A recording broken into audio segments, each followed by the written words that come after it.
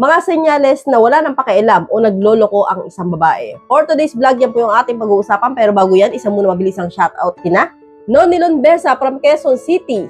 Shoutout din kay Gerald Sidon from Iloilo City. Shoutout din kay Rodolfo Nasino from Nueva Ecija. Shoutout din kay Jezreel Casul from Agos, Lapu-Lapu City. Shoutout sa inyo lahat. Maraming salamat. God bless po. So ginawa ko tong content na ito dahil may nagtanong sa akin. Sabi niya, "Hi ma'am, paano po ba malalaman kung ang babae ay wala nang pakialam sa'yo? Yung parang may bago na siya." Ganun kasi ang feeling ko sa live-in partner ko. Ano po ba yung mga signs na nagloloko na ang isang babae? Sana po mabigyan niyo po ako ng idea para po malaman ko sa sarili ko at may handa ko rin ang sarili ko sa mga mangyayari. Salamat po, sana masagot po. At na po tayo hagad sa number 1 signs na nagloloko ang isang babae. Bihira o halos ayaw niya na may pagtalik sa'yo. So mapapansin niyo sa isang babaeng nagloloko, no? Ito po talaga ay clear signs, no? Kapag napapansin niyo bigla na lang na parang ayaw na magpahalik sa'yo yung mga LP, kaya bigla na lang parang mapapansin mo halos ayaw na magpaburatsa sa'yo, ayaw na magparomansa, no? Dati-dati okay lang sa kanya na binuburatsa mo siya, no? Pero and then one day mapapansin niyo parang wala siyang gana bigla. So, ayaw niya na magpahalik, yung LP, yung malalim na halikan. And then mapapansin niyo kapag nag-jerjer kayo, no? Parang gusto niya, mabilisan na lang palagi, yung talagang wala nang burat siya, wala nang labing-labing na masyado. So, gusto niya, enter the dragon na kagad. Yung mga ganun mabilisan, kung papayag man siya. Pero madalas, mapapansin niyo, Lods, no? Ayaw yan. So, maraming dahilan yan na pagod ako, inaantok na ako, masakit ulo ko, meron akong regla ngayon, yung mga ganun, no? Kapag po ganyan, Lods, ang isang babae, no? Posible na meron po yang iba. So, proceed na tayo agad sa number 2. Masyadong protective sa kanyang cellphone, no? Ito po, Lods, no? Kahit din po sa lalaki, ginagawa niyo rin po ito, no? Hindi lang po sa babae. Pero kapag po sa babae talaga, pag po meron lalaki yan, masyado po talaga overprotective sa kanyang cellphone. Yung tipong, hindi mabitawan yung cellphone, no? Kahit anong ginagawa, kahit naghuhugas ng pinggan, sa lababo yung cellphone. So, kahit na matutulog na lang, tagun-tago yung cellphone, no? Minsan kahit sa CR na lang, no? Dala-dala pa yung cellphone, yung mga kung ganyan na parang talagang nakadikit na sa kanya yung cellphone, ganun. Kung dati-dati hindi naman ganyan, no? O lahat naman tayo nag-cellphone, pero ang sinasabi ko dito, yung masyadong overprotective. Yung dala-dala niya kahit saan. So, pag biglang nagkaganyan ng babae, Lods, size po yan na nagloloko siya. So, proceed na tayo hagad sa number 3. Panay tanong sa'yo kung kailan ka aalis at babalik, no? Ito po, Lods, no? Karamihan sa mga babae nagloloko. Ginagawa talaga to, no? Sasabihin niya sa'yo, mahal, anong oras ka aalis? At anong oras ka uuwi? Tinatanong araw-araw yung pasok at saka uwi mo. So sa iba, hindi agad dito mapapansin ng mga lalaki, isipin niyo baka sweet lang, baka normal lang yon. Inaantay ka, excited ka naman, di ba? Sasabihin mo, ay, inaantay ako ng asawa ko. Tinatanong ko anong oras ako uuwi.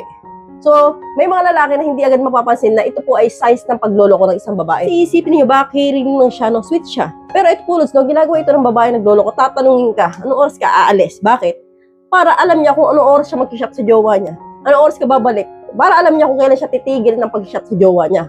At kung meron po siya mga sikretong lakad, alam niya kung kailan ka uwi. So, gets ninyo.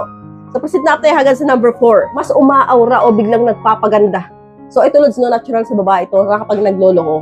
Kung mapapansin nyo dati, napaka-simple. Hindi naman masyadong nagme-makeup. Simple lang manamit, hindi maarte. Bigla na lang parang umaura. No? Parang bigla na lang parang nanibago ka. Nagpapariban na ng buhok. Nagpapakulay na ng kuko. Lagi na naka-makeup. Nagkaroon ng mga magagandang damit, mga bagong damit. No? Yung biglang naging ganun, parang nanibago ka na parang biglang gumanda, biglang naging maluho. So, is there something wrong na kailangan nyo malaman? So, yan po ay signs na posibleng may pinopormahan siyang iba, may pinapagandahan siyang iba.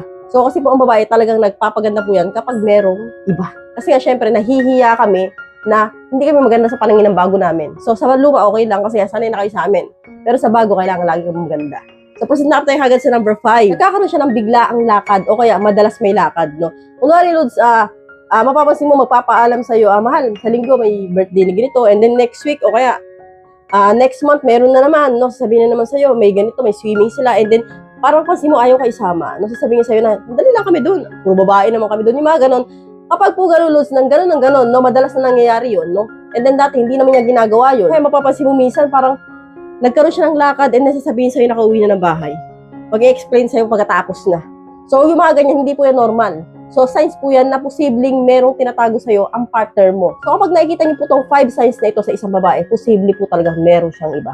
So, ang mapapayo ko sa'yo, Lods, no, kapag ka po ito ay nakita mo sa babaeng kalibin mo ngayon, no, kumprontahin mo siya, paaminin mo siya, at mag-usap kayo na maayos. Sabihin mo sa kanya na may nararamdaman ako sa'yo, prangkahin mo siya, na may nararamdaman ako sa'yo na kakaiba, at alam ko, no, parang kutob ko, at nararamdaman ko rin na hindi mo na ako mahal, at meron ka ng iba. So, prangkahin mo siya. So, mas maganda po yung gano'n. So, kaysa naman po nagtitiis ka at yun na nga, nakikiramdam ka lang, kailangan talaga Komprontasyon. So, kapag nakikita mo to, so paaminin mo siya, sabihin mo hindi ka magagalit, kahit magagalit ka, ganun. Sabihin mo matagal mo nang alam, matagal mo nang nararamdaman, no? At kapag ka umamin na siya sa'yo, nasa sa'yo kung kaya pa siyang patawarin o hindi na. Pero kapag may nangyari na po sa kanila ng lalaki, Lods, I advise to you na huwag mo nang tanggapin, no? Hayaan mo na siya doon. Pero kung wala pang nangyari, posible pa.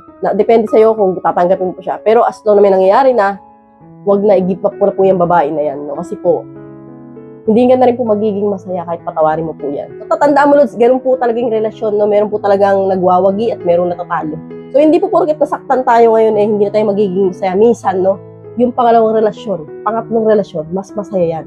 Maniwala ka sa akin dahil nangyari yan. So hanggang dito na lang po tayo mga Lods. I hope you learned something in this video. More videos to come. So stay connected and see you again to my next video. God bless. Bye-bye!